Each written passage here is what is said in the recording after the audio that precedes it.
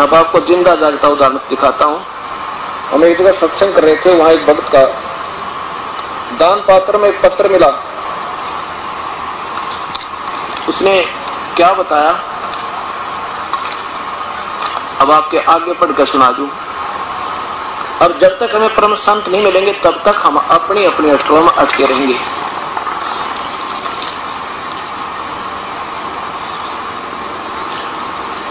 इसने क्या बताया कि जी मेरी पत्नी 2 बच्चा न छोड़कर चली गई और मुझे दमे की बीमारी, दोनों बच्चों की परवरिश के लिए मैंने चोरी का सहारा ले लिया, चोरी करने लग गया।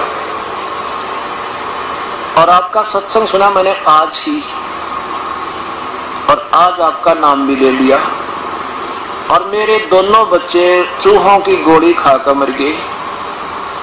उस दिन दास ने ये सत्संग सुनाया था कि जो अपने बच्चों को चोरी का या रिश्वत का धन से परवरिश करता है, उसको अपने बच्चों को जहर देने की जरूरत नहीं पड़ेगी, एक दिन ऐसा आ जाएगा। और वही परमात्मा के विधान से अपरिचित होने से आप लोग ये करते हो, क्योंकि ना मासा घटे ना चल बदे।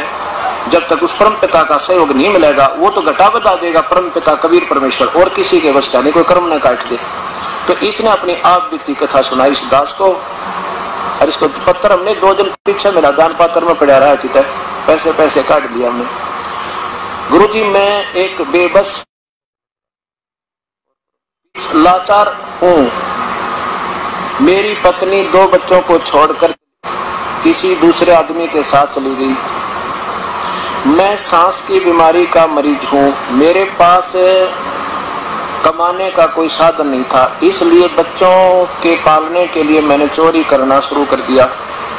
उस दिन भी मैं चोरी करके आया था, लेकिन मैंने आपका सत्संग सुना तो अपने आप से नफरत हो गई।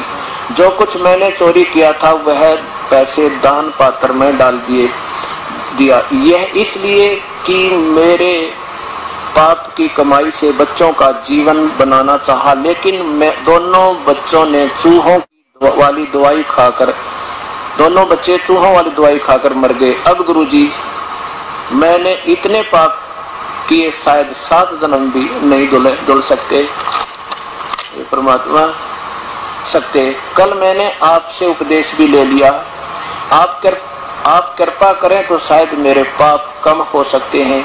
सत्संग में आप सच कहते हो कि कर्म पूरे गुरु के बिना नहीं कट सकता। मैंने 8 साल से आसाराम बापू का मंत्र ले रखा था, लेकिन पाप कटने की बजाय बढ़ते ही चले गए। गुरु दया करन मुझ पापी पर भी।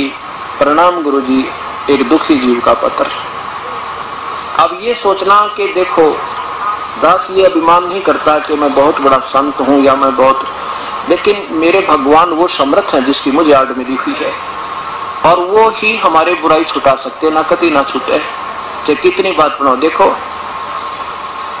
एक राजा की रानी ने नाम ले रखा है गुरुदेव का, और जब लड़की उसकी पत्नी ने पता लग गया कि ये भक्ति करे बिना बात बिगड़ जाएगी, ये 2 दिन का राजा अपनी कमाई खा रहा है और अगले जन्म में ये पशु बनेगा, जो नाम नहीं लिया था। तो वह रोज प्रेरणा करती, आप नाम ले लो जी, आप नाम ले लो जी, बहुत बढ़िया बात है, भक्ति तो करनी चाहिए। लेकिन वो ने सोचा है, वो ने कहा मैं रोज भक्ति करने लग रहा है, सुबह उठते अपना मंत्र करता हूँ, भाई जाप करूँ जी सा भगवान हरे राम करूँ, और के नाम लिया करें। गुरु जी क्या होता है?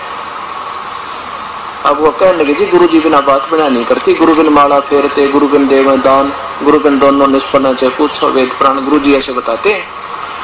तो वो सोचता ये औरत है ना, ये ऐसे सीधे से दिमाग की होती है ना, बहु को बहका दे, उससे भी बात नहीं तो डरने के लिए कदे उपचुक हो जा कर मैं, और बका रखी हो किसी बेवकूफ गुरु ने, मैं कभी जाऊंगा इसकी आंखें आगे उसके हाथ को आ दूंगा, भी क्या जरूरत है गुरु बनाने की, अपने घर में भक्ति कर ले।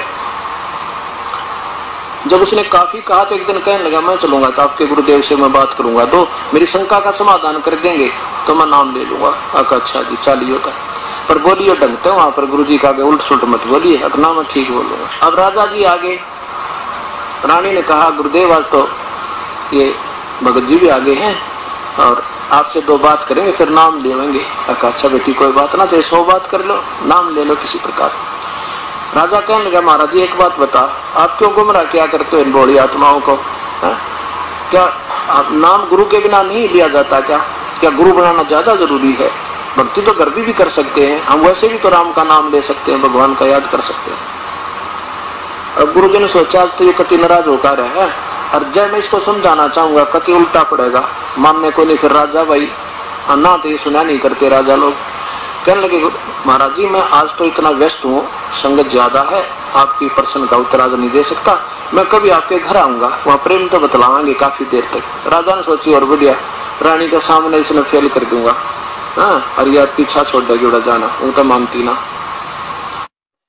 गुरुजी ने समय नेट कर दिया कि उस दिन आऊंगा, मैं चले गए। अब रानी ने सब मंत्रियों से कह दिया मेरे गुरुजी आओ तो आदर के साथ अंदर ले आना। अच्छा जी। अब राजा बैठा अपने राजगद्दी पे, गुरुजी पहुंच गए, सबने आदर के साथ अंदर ले गए। अब वह पहुंच कर ऋषि ने कहा संत जी ने, वहाँ खड़े थे बॉडीगार्ड राजा के, उनसे कहा कि इसको अरेस्ट करो। राजा की तरफ संकेत करता है, उनको आदेश देता है कि इसको अरेस्ट करो। किसको? राजा की तरफ संकेत करता है। अब 2-3 बार कहा तो राजा उसके मुंह का नहीं देखा कि वो अच्छा बेवकूफ संत है, मुझे अरेस्ट करा। तब राजा ने बोला कि इसका दिमाग खराब हो गया, दिखा है। राजा बोला कि अरेस्ट करो इसे। उन सैनिकों से कहने की देरी थी, पूरा वाक्य नहीं हुआ था, इतना ऋषि जी पकड़कर 1 फुट उठा दिया जमीन के ऊपर। इंतजार कर रहे हैं कि क्या कहे, इसने गढ़े या कि तो जेल में ठोके। इतने में रानी आएगी। रानी कहने लगी, अब क्या कर रहे हो मेरे गुरुजी के साथ, ऐसी बदतमीजी क्या करते हैं, छोड़ो इनको। अब रानी के कारण तो वह बिना छोड़ दे, राजा की इंतजार करे। तो संत जी कहने लगे कि राजन मुझे छुड़वाओ, मैं आपके प्रश्न का उत्तर दे रहा हूँ। कौन से उत्तर प्रश्न का? कि आपने जो प्रश्न किया था, क्या गुरुजी के बिना भक्ति नहीं होती? अब ये के उत्तर दिया, बदतमीजी कर रहे थे आप मेरे साथ, मेरे सैनिकों को और मेरे से पकड़ अरेस्ट करने के आदेश दे रहे थे, कि यही तो उत्तर दे रहा था आपके प्रश्न का, मुझे छुड़वाओ। उन्होंने कहा छोड़ दो, कंते छोड़ दिया। अब राजा ने क्या, संत ने क्या बताया कि देखो राजन, आपके पास सब शक्ति है और मेरे पास आपके राजवाड़ी सब शक्ति नहीं, मैं उस परम पिता की शक्ति से युक्त हूँ, मेरे पास उस भगवान की शक्ति दी हुई है और आपको केवल राज की शक्ति है। मेरे पास उस भक्ति वाली मार्ग की शक्ति, शब्द शक्ति है, मेरी शब्द में इतनी शक्ति है, जैसे मैंने वही शब्द कहे थे कि इसको अरेस्ट कर लो, और ये टस से मस नहीं हुई आपके सैनिक, और वही शब्द आपने कहा था इसे अरेस्ट करो, 2 सेकंड में इसने मुझे पकड़ दिया और आपके कहते छोड़ दिया। और रानी भी कह रही थी तब भी ना छोड़ा। तो आपके शब्द में शक्ति है, मेरी शब्द में, जो मेरे शब्द में शक्ति है, और मैं जो मंत्र दूंगा तुरंत काम करेगा। आप चाहे 100 बार कह लेना किसी को, चाहे नाम भी दे देना, ये नो के नो थारे कति काम नहीं करेंगे, दोषी और होगा। राजा चरणों में गिर गया। कहते हैं समझदार को संकेत बहुत होता है। तो ऐसे परमपिता परमात्मा की भक्ति प्यारी आत्माओं ऐसे बनेगी तो वो धर्मदास प्यारी आत्मा प्रभु के चरणों में गिर गए और भूल गया उस पुराने अधूरे गुरु ने, और ले लिया नाम समर्थ का, उसका बेड़ा पार हुआ। बोलो सतगुरुदेव की जय।